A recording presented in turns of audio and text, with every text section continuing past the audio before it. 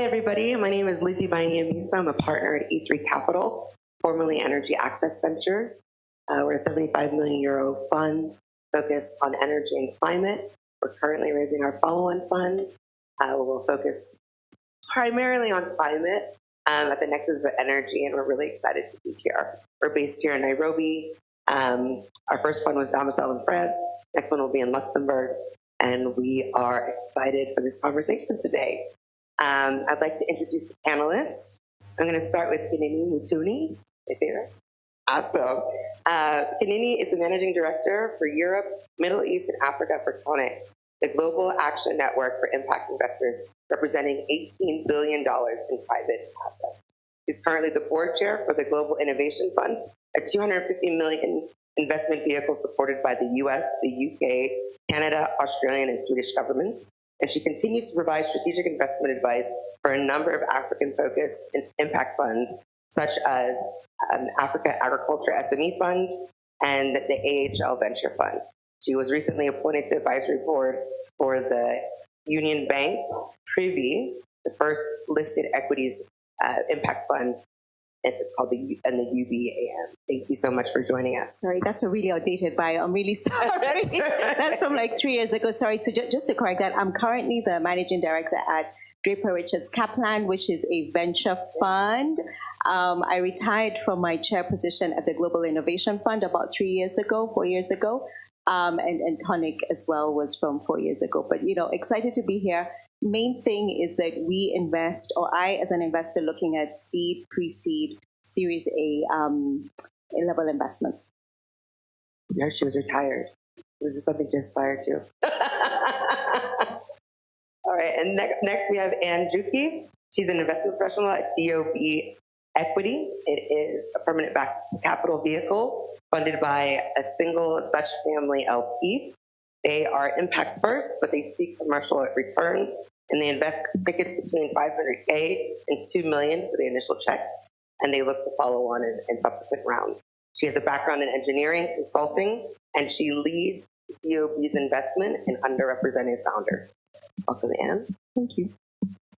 Next, we have Hamal Motaung. I practiced. His first time to Kenya. Everybody clap for him. He's an associate at Launch Africa Ventures in South Africa. He takes care of all the post-investment portfolio value addition initiatives and ensuring that the portfolio companies are supported in their growth path with meaningful and effective interventions. Welcome to Nairobi. Thank you. And lastly, we have Victoria Wanjiku. She's an analyst at Lofty Inc. Capital, an early-stage Africa-focused technology fund, and she helps with portfolio support and fundraising activities. She has a background in fintech startup operations and SME financing and advisory. Welcome, Victoria. Thank you, Sana. Wonderful. So I'd like to start this panel today. I think we've seen a lot of interesting movement in the VC space in the last couple of years, even despite COVID. I think we've seen the advent of Y Combinator opening up the sector to new large strategic investors and institutional investors from the West, but I also think that it's kind of turbocharged our ecosystem as well. And so I want to start today with our panelists to ask them, what are 2 to 3 top innovative sectors that you're excited about and why? And then tell us a bit about how you're looking through either your fund lens or your own lens as an investor. Should I go first? Sure. Okay, great. Thank you. So I think for me, if you ask me what things are interesting, I would generally say what interests me is an entrepreneur trying to solve a real problem. So, sometimes I hear pitches and it's about the next app to help folks order a cup of coffee or the next ride-hailing app. As an investor, I'm just not interested in those innovations. So what drives me really is solving real problems on the continent and an entrepreneur that really understands that problem and the solution to that problem. That's basically what drives me. And then the second thing is I'm pretty sector agnostic when it comes to picking themes and focus areas. But one thing that drives me again, and in all the work that I do, either as a fund advisor or an investor, is the focus on an underserved majority. And I really liked Mary. Is Mary still in the room? I know you've been at this for such a long time. Fantastic work. Your focus on an underserved majority, which is actually the public transport system, is another thing that is very dear to me. Those sexy things that lots of people do for majority populations that are pretty well served. So upper middle class, etc. I'm not interested. Really focus on an underserved majority, and making sure that that focus point actually truly makes sense and the demographics are clear. I think the other thing for me when it comes to investing, or the interesting thing for me, is I have to say retail tech. I think somebody did a pitch here that was sort of similar to that. It's a very difficult business. It's very much focused on helping people in neighborhoods who are struggling to buy basic food, but is actually highly profitable and has huge amounts of impact. So I think I've seen like 5 decks come across my desk in the last month. The margins are very thin, but some people have got it right. So we're just about to invest in one of those. And I would say, I think we have space for probably another 7 or 8 or 9.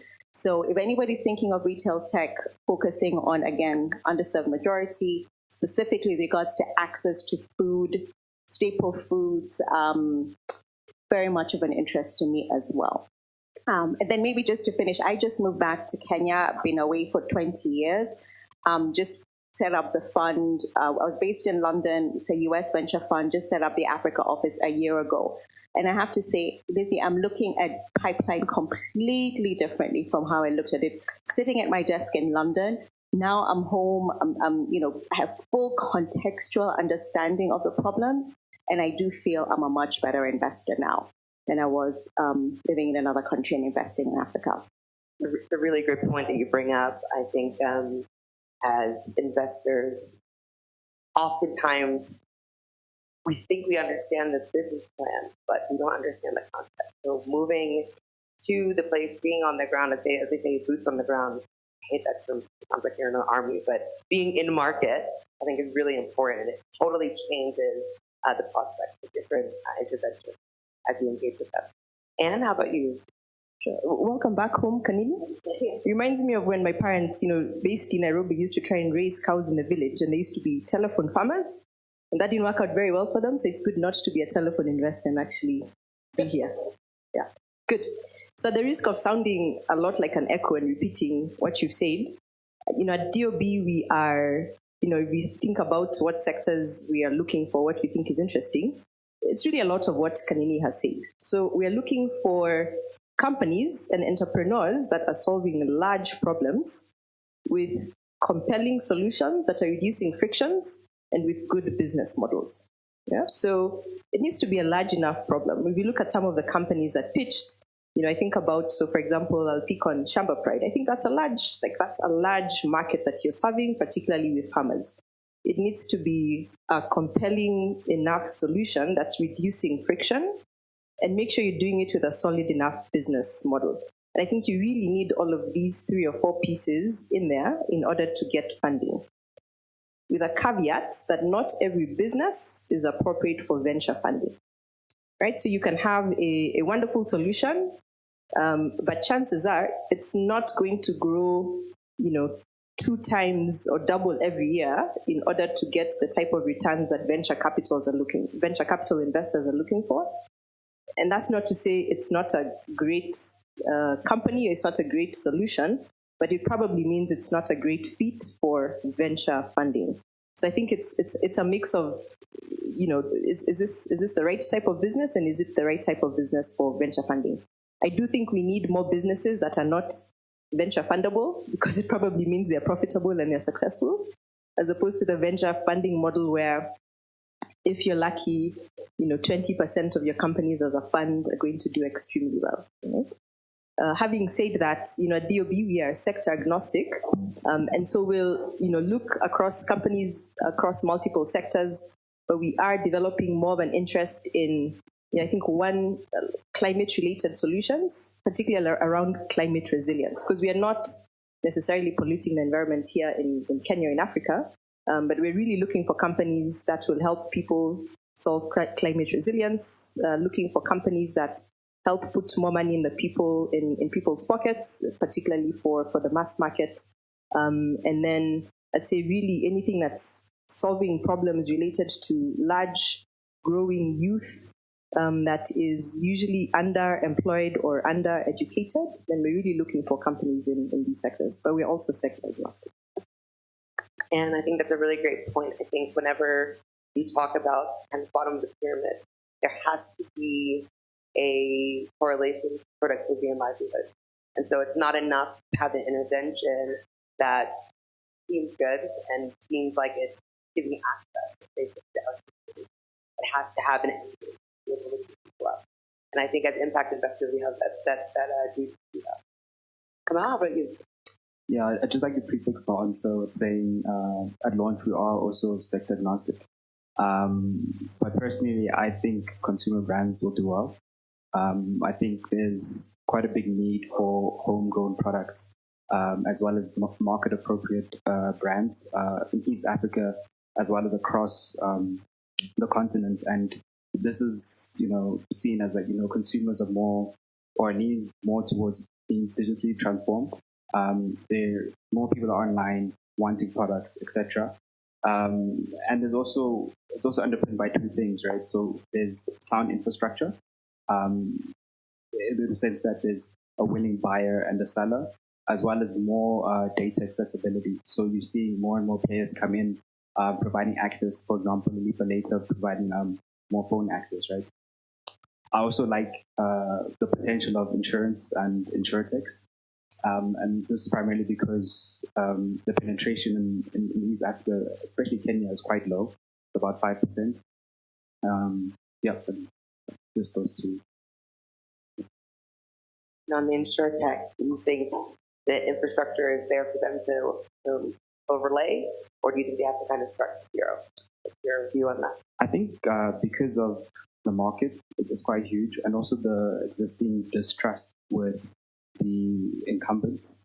I think tech can make it more visible and user friendly, especially in claims management. So it's not necessarily starting from zero. There's groundwork because of the incumbents that exist in Kenya and all across East Africa. Victoria? Thank you so much. I think the panelists have been spot on developing solutions for key problems in Africa. So for Lofty Inc., we're also sector agnostic, but with a little bit of bias to the tech, to the massive tech network. So I think the three key interesting sectors for me, I'd say fintech, because I think there's much more to be done to it. So we've seen a lot of investments in payments and lending, but there's also what was mentioned on insurtech, and another interesting one on the infrastructure behind lending, so credit scoring. When it comes to health tech as well, we have imaging, we have distribution services in that sector. So I think fintech and health tech, there's more to unpack in that sector. And I think the final one is climate tech, because we have to deal with that problem. Yeah.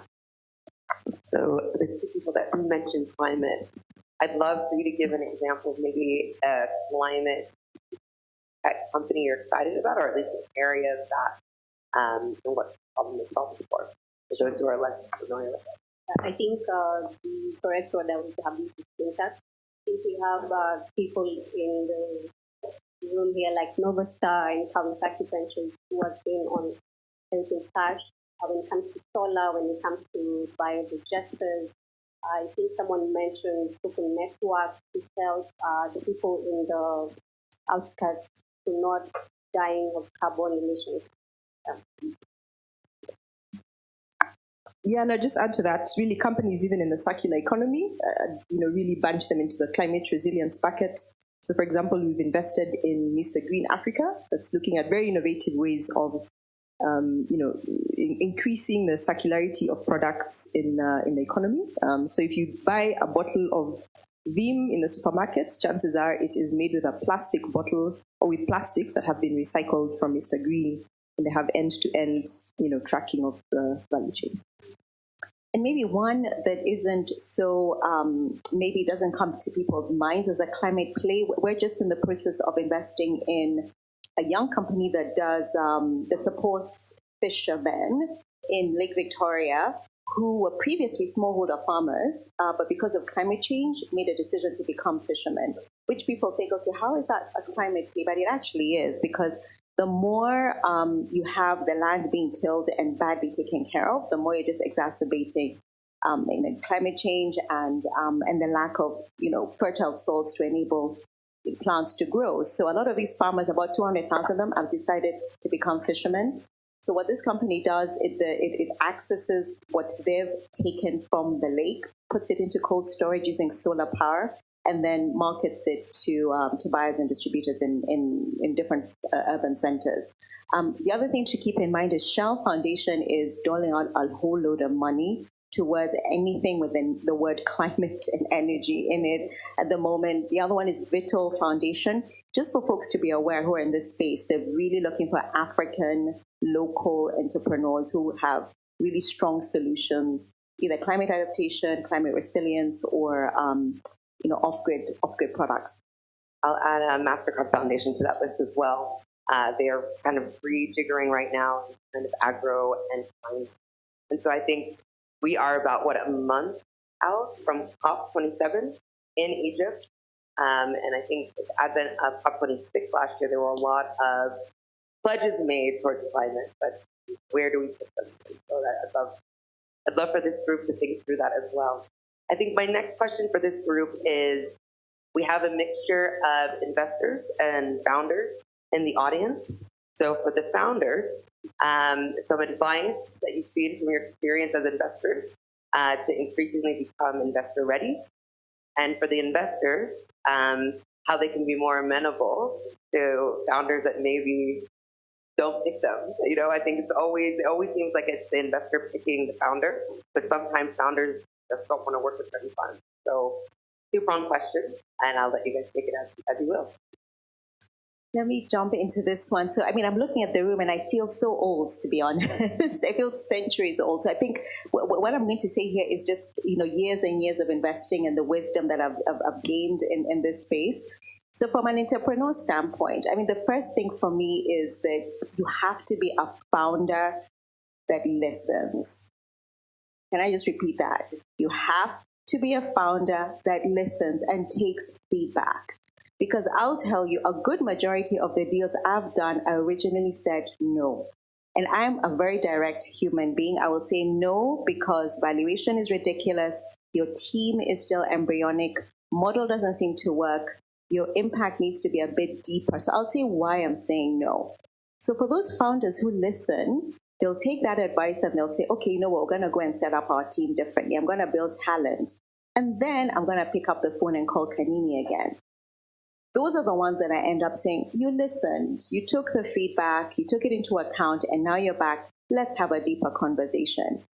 There are others who you tell no plus give the reason, and it just goes, whoa, over their heads, because their assumption is either that I'm not being, genuine, or they just are not people who listen. So I would just say that if somebody tells you no, ask why, understand the why, and go away and do your homework in terms of the feedback that you get given. Another thing for me is, as a founder, you need to be coachable. Yeah, I'm probably on average 30 years older than most of you, right? So obviously, if I'm investing in you, one of the things that we do as a fund is we're very high touch when it comes to our post-investment work. So we don't just write you a check and say, see ya, come to me when you're ready for an exit. No. We sit on your board, we help you hire, we help you with your scale strategy. I do all kinds of introductions to investors that you may not have access to. So you need to be someone who's coachable. And I like to give this analogy of we have to have a relationship where if we're stuck in an airport for 6 hours, I wouldn't be sick of you, quite frankly, because I do think an investor-entrepreneur relationship is like a marriage to a large extent. We have to trust each other. You have to be coachable. You have to take feedback. I need to take feedback as well. So it's building that relationship for me is super important when it comes to the entrepreneur. The other thing is, I think you mentioned this, Lizzie, around the power dynamic, that it's usually the investor picking the entrepreneur. you need to pick me, right? It's, as I say, it's like a marriage. So challenge me if you give me a pitch and I say something and you're like, no, actually, it's not right because of XYZ. Don't let the power dynamic determine how the transaction plays out.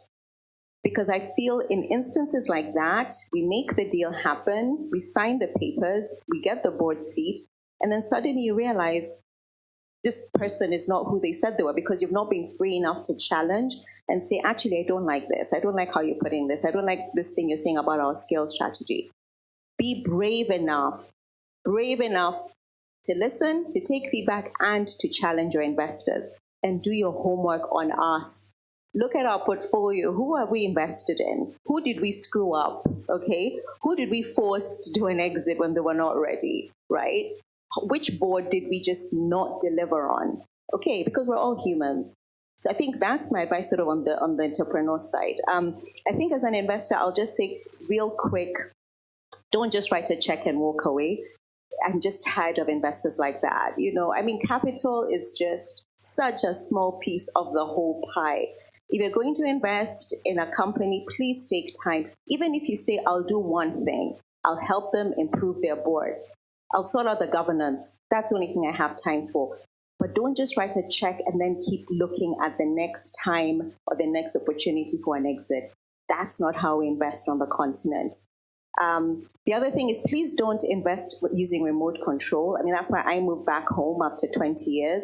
I made a case for DRK, US investor. We've been investing on the continent for 7 years. Half the team, well, probably 90% of the team had never stepped on the continent, but they were still deploying capital.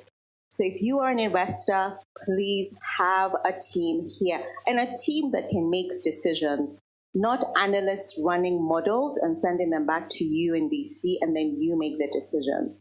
Have a real presence, a senior presence on the continent if you decide to invest here.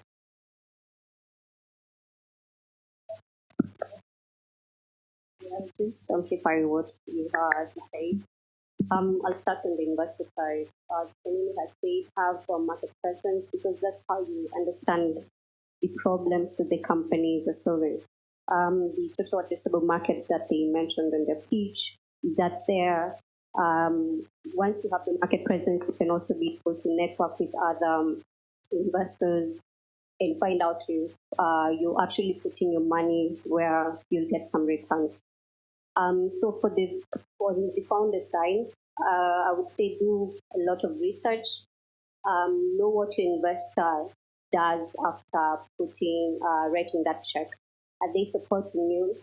I think from an experience point of view, VCs have a lot of connections. And I know most of the asks from the founders are, hey, make me an intro to this person, help me expand to this market. A VC can be able to do that to you out of the network and even maybe the LPs that they have. So as long as there's good communication from you and the founders, I think it can be a good team. Again, post investments. I've seen a lot of founders, I would say, be afraid to report the lows that are happening in the company post investment. And they think you're making a loss for yourself over there because, back to my point of VC Hub connection, if you maybe not making enough sales, they can be, and you report that, they can be able to tell you, hey, have you tried this? Because they have experts in their LP in the network. So a lot of communication is needed from the founder side. Yeah, I think from my side, to entrepreneurs specifically, is we see a lot of good startups that come in, and we don't invest in them because they didn't take care of the dilution early on, right? So we see management team with too much dilution too soon. So I think if startups were able to demonstrate an ability to raise non-dilutive capital, would make it easier for them to be able to raise VC funding down the line, right? And I suppose it's tricky because, banks and traditional lenders typically look for collateral to approve and secure loans, right? And at the same time, VCs invest in asset-light business models, right?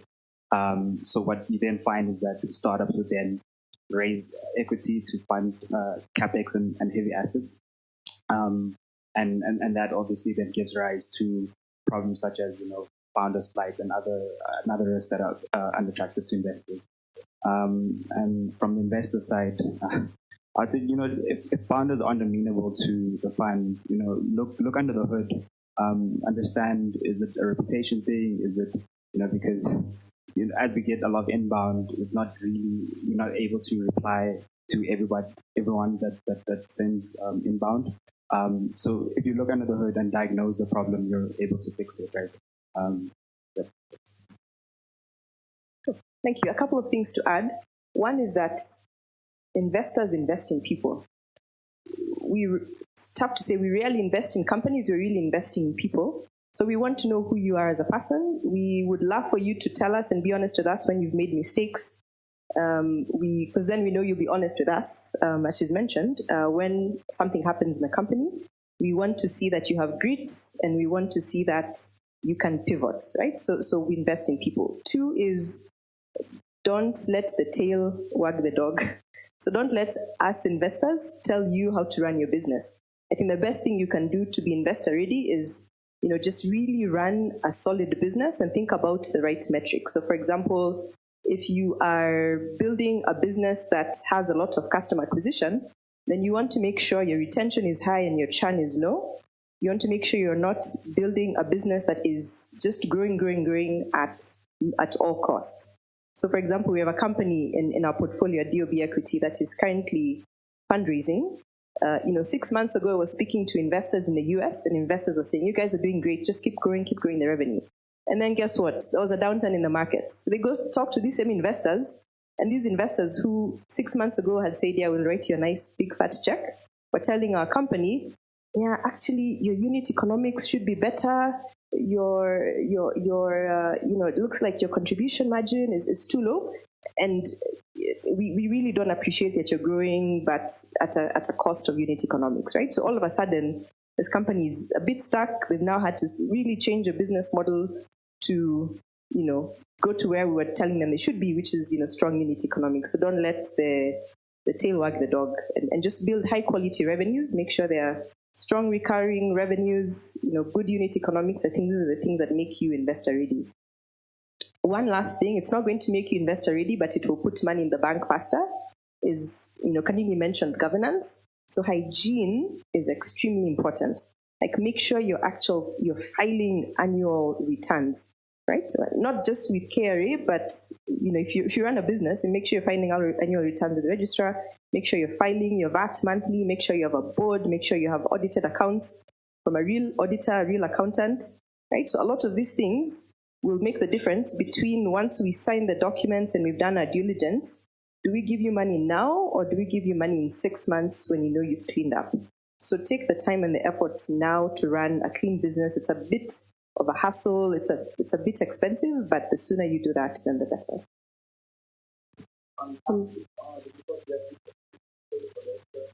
Thank you. Let's give him a hand, ladies and gentlemen. That was actually really, really good. Thank you, the five of you, for the time, the effort, and the conversation. We appreciate it. I was going to turn around and be like, this is okay. So I had a flow, but it's okay. Oh, okay. Let's go. Questions, please. I know that you have something to ask. Please ask questions. I have a mic that doesn't work, so this. Yes. And you could also mention if you're an investor or startup, or both, in case there's a side hustle. You never know. Any questions from anyone here? I'll come down on stage. Any questions? There you go. There you go. So I'm an investor, and I am curious about your position on follow-on funding. So I'll just paint a scenario. If you've got a portfolio company that's struggling to close, let's say, a bridge round, right? They've burnt more cash than you anticipated when you're looking at the business. You probably invested, say, 6 months ago. So now they're saying, look, we've got 2 months of runway, we need to start raising cash. And we know going out to market is not as easy as at least securing quick cash from existing investors. And you, as, say, the significant investor or one of the largest investors, need to send a signal to the either the market or the other investors to say, look, we're going to put in another 100K, you guys can come along. Or we'll put in a bit of that and hopefully an external will come in. So would you rather sit back and say, look, we know we are the lead, but we also have to protect our LP's capital and not just throw it behind our business just because, right? You burnt more cash than we expected. We still believe in the business, but it's a struggle going back to your IC to say, 6 months ago you were confident, but now it's not going so well and you want to put in more capital. So where do you draw the balance where you really want to support that company, send the right signal, and just say, it's our LP's money, like we'd rather let the 200K tank, but protect the next reserve capital? He's obviously an investor. Wow. Okay. So I wouldn't mention names, but that's a great question, Winnie. I mean, I'll say it depends. I'll be a lawyer today because I think the first thing it depends on is, was there a solid business model in the first place, right? If there was a solid model in the first place that made sense, but the cash burn has just happened for one, maybe a macro issue, like for example, where consumer spending is on the African continent right now, revenue is terrible. So if it's a macro issue that has happened, but the original business model made super sense, the unit economics made super sense. When we came in, team is still solid, still hungry, but there's a bit of a cash issue. I mean, I've done this before. I just did this 6 months ago. What I generally would do is I would make a case for more money to go in. But I think one thing to add, and I think a lot of investors don't do this, is I actually go to my own personal network, largely individuals, so high net worth individuals, largely, Europe, US, build a case there as well and say, look, the RK is coming in. We want to support this company. Strong fundamentals here. Please put in 200, 300K, which is so easy to do with an individual, as opposed to going through another fund, which has to do 6 months of diligence or 3 months of diligence, go through an IC process. I just find having a one-on-one conversations with my network of high net worth individuals who trust my judgment a much quicker way to help a company like that. But I will say I have said no. I'm in the process of saying no to a company that is in our portfolio that is in exactly that situation because the original model was just flawed. And, we're humans, we make mistakes, Vinny, you and I know that. And we just put our hands up and said, we made a mistake. We're going to let you fall now. And I have children. Sometimes I'll watch my child falling because I told him to do something and he didn't listen to me. Let him fall, as long as there's no blood and broken bones, right? But sometimes I call it tough love. Yeah, and sometimes we do have to give tough love to our entrepreneurs in instances like that. I have a live example. I have a company that launched a Series B right as COVID hit, and it still hasn't closed. It's also quite CapEx intensive. And so we just put another bridge in, but we didn't do it alone. We made sure that we cultivated relationships with the incoming investors so that the bridge could be a multi-party thing. And we also used it as a means to clean up a few things. So we used condition precedents and condition subsequents to get some of the things that we wanted to see changed as kind of a bit of a carrot. So I'm giving you the money, but I told you to, tighten up your cash flow plan, and I told you to bring in, a full-time CFO. That's a condition subsequent within the 6 months, let's say. And so I wouldn't ever give money away by myself, especially if it's a tight situation like that. But I think you can structure it so that you make sure that there are strong metrics that they have to hit before you either fund or you just don't fund again if they have that situation again. Nice. Any more questions before we let the good panel go? No, I think we're good. Let me just ask something, just as a caveat to that. What happens when macro might stay temporary? What happens when it's long-term? COVID, for example. Ukraine, Russia, grain, for example. Countries based out of, companies based out of countries, Burkina Faso just had a coup, for example. Things like that. What happens in that case? Where you put a bridge as well, and then just something that you didn't expect comes and the founders come and they say, I know our country's undergoing a coup right now, but we think this could be something that's temporary, or you don't know. Do you still make the same decision, or do you say, we're just going to say goodbye? I mean, I'll just jump quickly and say, I think what we did as DRK when COVID happened, and you were the recipient of this actually, Tony, is we set up a separate facility that just had a completely different criteria from the main facility. And it was set up for COVID relief, for COVID support, and, we were going through diligence within, 3-4 weeks. So I do think honestly, as stewards of capital, we do have to be flexible when you have long-term situations like that. Put aside capital and support those entrepreneurs that need that support and that have nowhere else to go. You can't leave them on their own when it's things that are beyond their own control. But I think we have more flexible capital than, say, DOB or UNIS. I think maybe we were able to do that, but not all investors can.